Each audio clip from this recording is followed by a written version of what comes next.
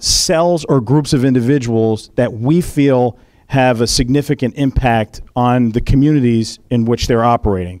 So we like to be friends with everybody: LAPD, Glendale PD, the Sheriff's Department, HSI, FBI, because my philosophy as an agent from day one has been the more people you have working and the more agencies you have working, the more assets you have and the more effective you are. We can't do things alone. We have to do it together.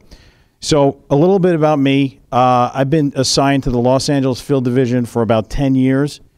Prior to that, I was in New York City. I'm currently assigned to, as my colleague mentioned, it's called the Sensitive Investigations Unit.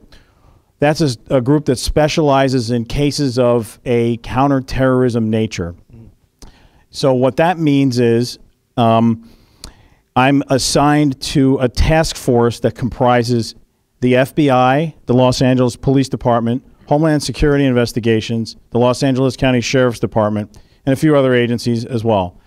And what we do is we take information relating to groups who, let's just say, are potentially engaged in subversive activity outside this country. And we look at what they're doing in our own files to see whether or not they're engaged in any other criminal activity in addition to that subversive activity.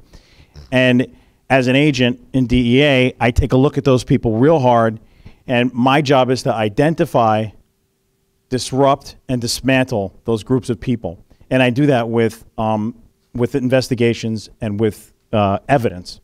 And that takes several years to collect that evidence.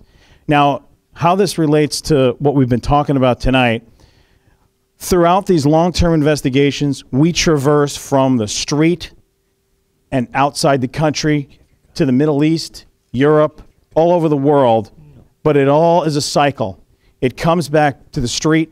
So I could be out on the street and I could identify somebody who's buying heroin over here on Sepulveda and run into an LAPD vice sergeant, for instance.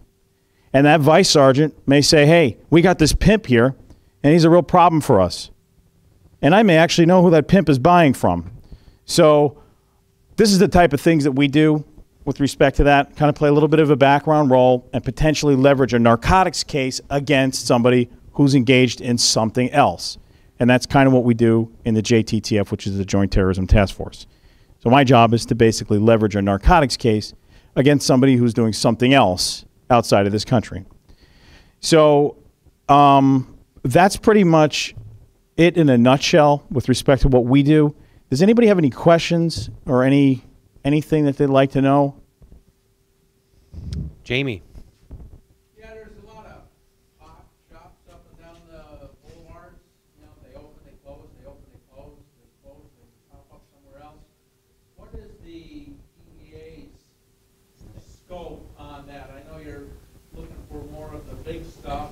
I know marijuana is medicinal for California and other states. What's your role in that as far as the city goes?